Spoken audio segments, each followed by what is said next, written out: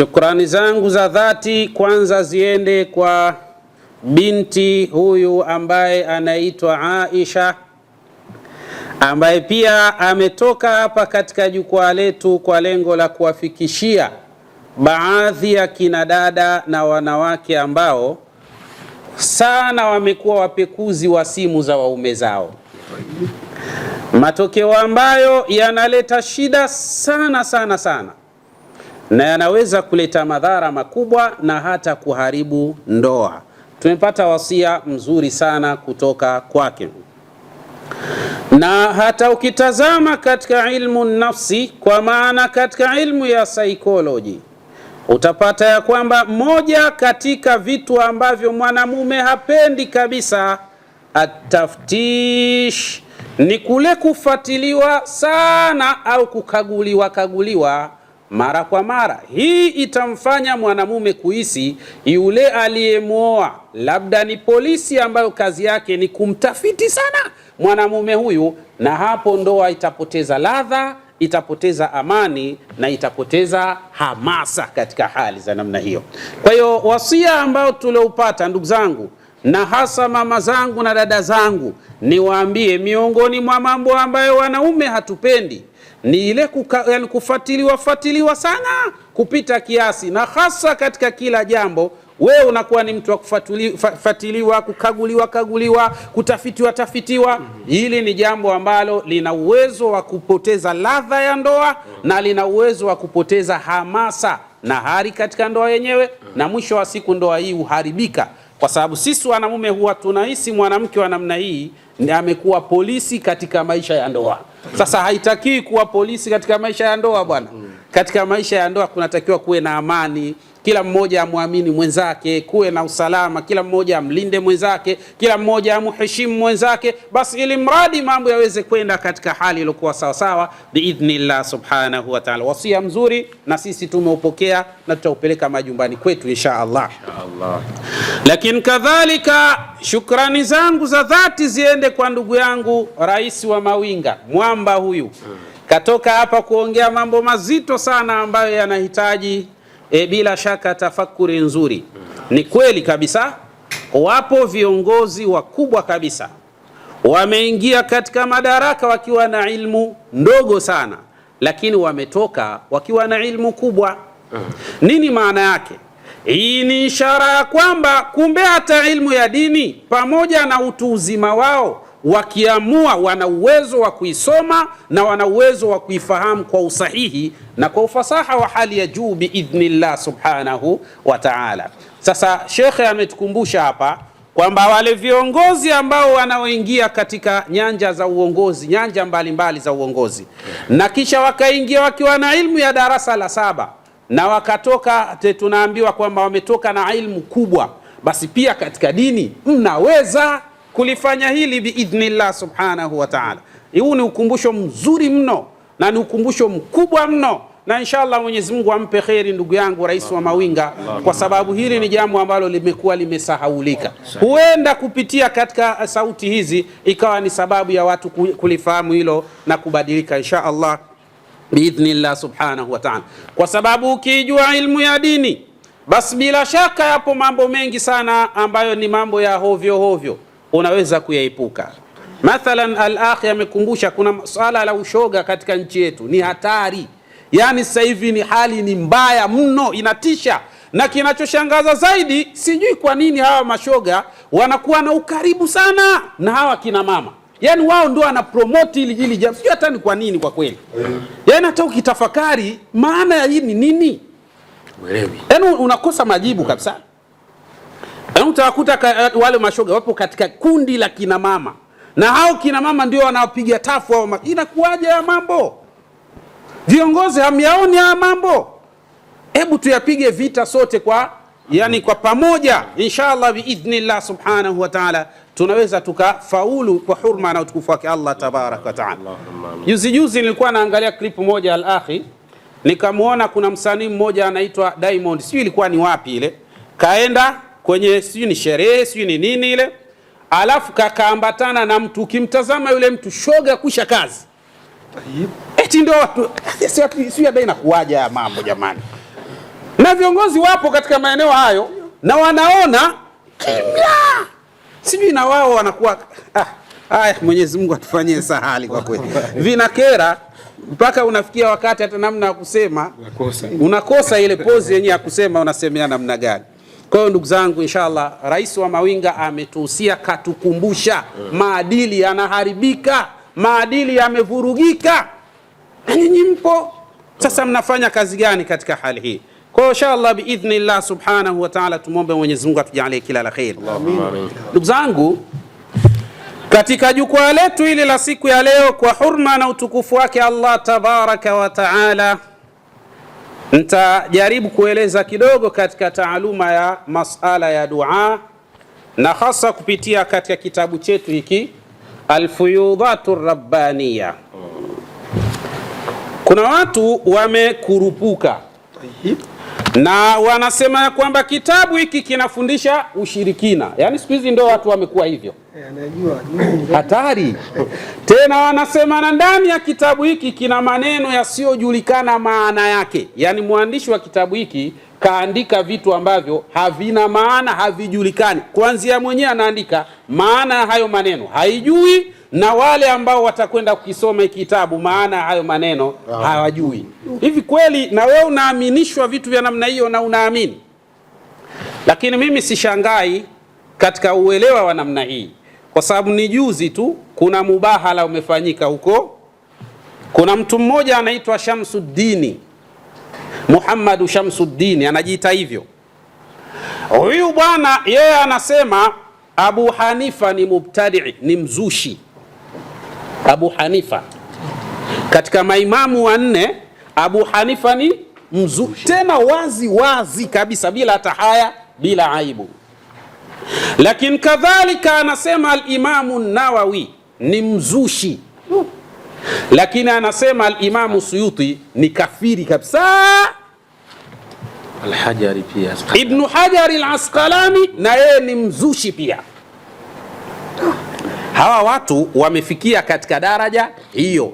Kwa hiyo ukifikia wakati ukaona watu wanapiga vita hivi vitabu, wanasema vina kufuru, vina shirki, ndio ile silsila, kwa sababu wameficha ficha. Baadaye sasa wakaona tutaficha mpaka lini? Abu Hanifa mzushi, Imam Suyuti kafiri, al-Imamu an-Nawawi mzushi, Ibn Hajar al-Asqalani mzushi. Sasa unatarajia sisi ambao ndo kwanza tupo katika marahili tutanusurika na maneno ya watu hawa? Wana uwezo wa kuwaita maimamu wakubwa ni makafiri, ni wazushi. Wewe unafikiri utanusurika? Yusuf Diwani na ndugu yangu hapa Rais wa Mawinga, utanusurika? Hatuwezi kunusurika. Kwa hiyo ukiwaona watu wako katika kutuchafua sisi, fahamu tu ndio ile silsila inaendelea, wala usipate tabu na watu wa hali za namna hii. Ndio silsila yao inaendelea. Kama wameweza kumchafua Abu Hanifa, yani mpaka ukiyasema maneno unasikia nafsi inavyotetemeka. Wameweza kumita mzushi. Mimi Yusuf Diwani watashinda kunita mchawi, mshirikina, sijui nani, watashindwa? Kwa na kafiri kabisa wanaweza kuita. Kafiri za kutacha Diwani kafiri kabisa. Kwa sasa tunashangaa nini sisi ikiwa mabwana wakubwa hawakunusurika na watu hawa? Hii ni agenda maalum ndugu zangu, wametumwa kwa kazi maalum ya kuja kuharibu dini tukufu ya Kiislamu. Kwa hiyo inatakiwa watu tuamke, inatakiwa tuwe macho, tuwe hadhir, tuone mambo jinsi yanavyokwenda. Leo nataka nipite hii dua ambayo wamejaribu kuieleza kama ni ushirikina kidogo tu, alafu watu wanaweza wakaelewa kwa ufasaha biidhnillah subhanahu wa ta'ala. Na moja katika kitu ambacho nilichokibaini al-akhi Rais wa Mawinga iko hivi. Ama bwana walichobaini ni kwamba tukianza silsila ya masomo yetu huwa wanafanya hivi, wanakuja kuradi sana. Unaelewa maana yake? Maana yake ni kututoa sisi na sisi tuanze kuwaradi wao, ili tuache ule utaratibu wetu. Sasa na sisi tuishawashtukia hawa, sisi utaratibu wetu hatuachi, nyinyi radini, sisi tunaendelea. Wataalamu au Waarabu wanasema hivi, alqawafilu tasir walkilabu tambah. Msafara unasonga na majibwa yanabweka. Kwa hiyo kule kubweka kwa majibwa hakuziwi chochote kwa msafara kutoendelea na safari zake. Kwa hiyo msafara wetu utaendelea kusonga hata kama majibu yataendelea kubweka. Hayawezi kuzuia kwa chochote. Taib, shekhe ananikumbusha, la kelele za chura hazimziwi tembo kunywa maji. Yatakunywa tu. Na wewe kelele zako zinaendelea na mambo yanakwenda kama kawaida. Biidhnillah subhanahu wa ta'ala. Ikhwani, ndugu zangu, bila shaka nataka nitoe taaluma kidogo katika haya maneno yanayodhaniwa kwamba ni maneno yasiyo na maana. Jamani, mwandishi ni mtu mwenye maarifa makubwa. Mwamba huyu Al-Qadiriyu alafu awe ni mtu wa hovyo hovyo, haitokei, haitatokea na hakipo kitu cha namna hiyo. Mwanzoni nilitoa darsa mimi katika dua hii, na ni dua ambazo tunazifanya na zinaleta majibu mazuri sana kwa idhini yake Allah tabaraka wa taala. Majibu yanakuwa mazuri sana. Sasa sikiliza, hii dua ni wardia adhuhuri wa usamma hizbu siryaniya, inaitwa ni hizbu siryani. Inasomwa hivi: bismillahirrahmanirrahim, Allahumma salli ala Allahumma innahu laysa fi riyahi murratun wala fi sahabi qatratun wala fi albarqi lam'atun wala fi ar-ru'udi zajratun wala fi al-arshi wal kursi shay'un wala fi al-mulki ayatun illa wa hiya laka ahillatun shahidat bi annaka anta Allahu la ilaha illa anta rabbul aradin was samawati kashiful kurubi allamul ghuyub wa mukhrijul hubub wa musakhirul qulubi liman kana mahjuran hatta yauda mahbuban bihabubin habubin. Haya ndo maneno akasema hayana maana, ni maneno hayana maana yoyote, yameandikwa na huyu mwandishi na ni maneno ya ushirikina. Jamani, katika ilmu ya sharia hauwezi kukihukumu kitu kabla hujakijua kitu hicho ni kitu cha aina gani. Sasa unatoa hukumu ya kwamba haya maneno ndo ushirikina wenyewe, wakati ukiulizwa unasema hayana maana na we maana yake hujui. Sasa unahukumu vipi wewe? Yaani usichokijua alafu unakihukumu. Jamaa sijui apoje, sijui hata wanasoma nini hawa watu jamani. Haya maneno akasema bihabubin habubin bilutfin khafiyin ya Allah ya Allah ya Allah bisa'sa'in sa'sa'in. Maneno yajulikani kabisa, ndio wanavyosema hivyo. Walbahai wan nuri tammi bisahsahu bisahsahubi. Maneno hayapo kabisa, yajulikani. Wanasema hivyo. Kwa nini? Kwa sababu wanachukua haya maneno wanayaingiza katika kamusi ya Kiarabu, alafu kamusi inawaambia hayo maneno hatuyajui. Basi wao wakasema kwa kuwa kamusi ya Kiarabu inakataa, haiyatambui maneno haya, hayana maana. Subhanallah. Mara nyingi tunawaambia fasalu ahla dhikri in kuntum la ta'lamun. Allah subhanahu wa ta'ala anasema waulizeni wenye jambo lao. Ndio maana akusema ahla ilmi, amesema ahla adhikiri. Adhikiri ni watu wenye jambo lao. In kuntum la ta'lamun. Angalia sasa mbele, badala in kuntum la tadhkurun, Allah akasema in kuntum la ta'lamun. Kumbe ili kuna mambo mengine ili uyafahamu hayahitaji ilmu kubwa, yanahitaji ni wewe kumfata mtu mwenye jambo lake. Khalas, habari imekwisha. Sasa mara nyingi huwa napenda sana kutoa mfano huu. Kwa mfano sisi hapa tupo katika grupu ambalo linaitwa uwakta. Ukichukua neno uwakta ukaliingiza katika kamusi za Kiswahili ili upate maana, utapata maana yake? Kwa nini upati maana yake? Kwa sababu uwakta katika kamusi ya Kiswahili halipo. Lakini swali la msingi, hawa walio create ili neno uwakta, ni kweli maana yake hawajui? Wanajua. Uwakta ni umoja wa wahadhiri wa Kiislamu Tanzania. Manake ni ufupi wa maneno haya. Katika Kiarabu kuna kanuni inaitwa ikhtisaru hikayatil murakkabi, kufupiza mpandano wa maneno mengi. Iko hivyo. Kwa mfano mtu anaweza kusema hauqala bimaana qala la haula wala quwwata illa billahi al-aliyyil azim, badala ya kusema la haula wala quwwata illa billahi al-aliyyil azim, yule mtu anasema hauqala. amemaliza kazi. Na hizi katika mizani ya sarfa, hauqala yuhauqilu hauqalatan wa hiqala. Watu wa sarfa wanasema hivyo. Sasa inaonekana hawa watu yani katika fani hizi ni watupu kabisa, lakini sasa kwa kutamka wao ndio mabingwa na wanajua kuliko mtu mwingine yoyote. Ni hatari sana hawa watu, wallahi ni hatari. Sasa sikiliza haya maneno, nataka tuende tukatazame. Jamani, haya maneno yanayo maana. Ni sawa useme wakta, utafute katika kamusi ya Kiswahili utopata, lakini ukija kwa wenyewe wenye jambo lao ndio ile fasalu ahala adhikiri. Ukija kwa wenyewe watakwambia ni umoja wa wahadhiri wa Kiislamu Tanzania. Habari imekwisha. Sasa na ndivyo alivyoandika huyu mwamba, kwa sababu lau kama angesema kwamba anaandika hii dua, yani akafungua haya maneno, hii kitabu kingekuwa kidogo na hakitoshi kwa dua hii au wardi huu mmoja. Ndio maana akaandika kiufundi. Na mara zote hata mtu wa ilmu ya chemistry, jamani, ukimwambia kuandikie maji anaandikaje? Anaandika maji. Mtaalamu wa ilmu ya chemistry anaandika maji. Hata kuandika H2O, habari imekwisha hiyo. Sasa kwako wewe sasa ambaye mwenye taaluma ndio kitazama ile H2O na unajua tayari hapa kuna nini? Kuna maji hapa. Lakini sasa wewe ambao unataka mpaka uandikiwe maji, ukikuta H2O havina maana hivi. Hivi havina maana. Kwa hiyo kufuru shirki. Watu wanakucheka, wanakuona wewe katika mtu mbumbumbu wewe namba 1. Allah inakwambia.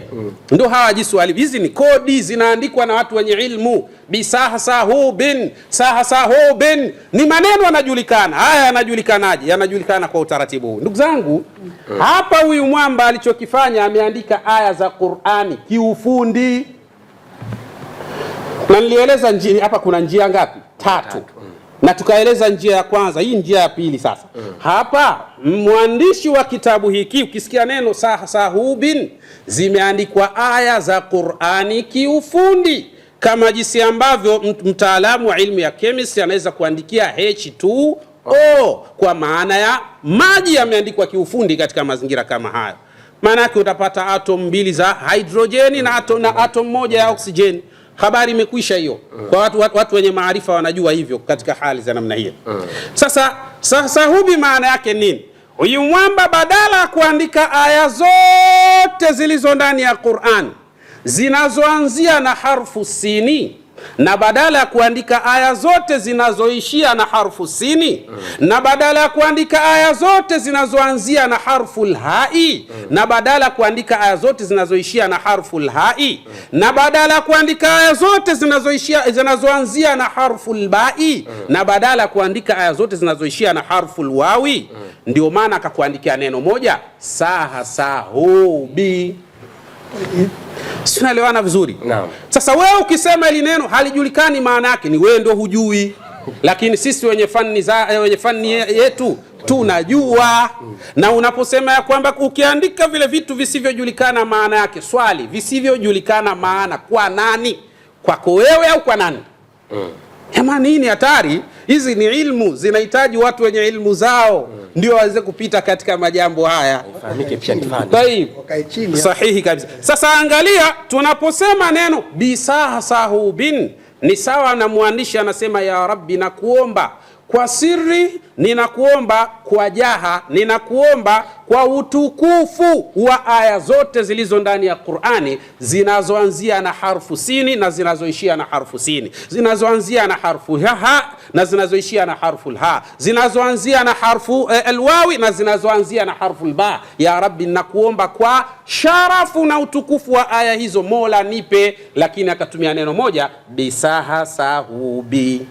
Kama ujui, kaa darasani, tutakusomesha biidhnillah subhanahu wa ta'ala. Sasa adadul ayati allati tabda'u biharfi sini fil Qur'ani al-Karimi, idadi ya aya zote ambazo zinazoanzia na harfu sini katika Qur'ani yote kwa ujumla wake ni aya 55 tu. Ni aya 50 na ngapi? Na 5 ndizo aya ambazo zinaanzia na harfu asini katika kitabu kitukufu cha Qur'an.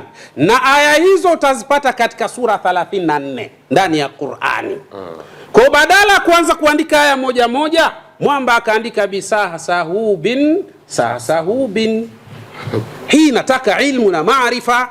Yani uwe na ujuzi wa kuyajua hayo. Sasa kadhalika kuna sura 7 ambazo bila shaka sura hizo zenyewe zimeanzia na harfu sini. Sura ngapi? 7. Zimeanzia na harfu sini. Sasa zote ukiandika kama jinsi ambayo unatakiwa kuandika, hichi kitabu kinatosha? Toshi. Ndio mwamba kaandika kiilmu na kimaarifa. Hujui njoo kwetu. Usianze kuhukumu, tuulize kwanza.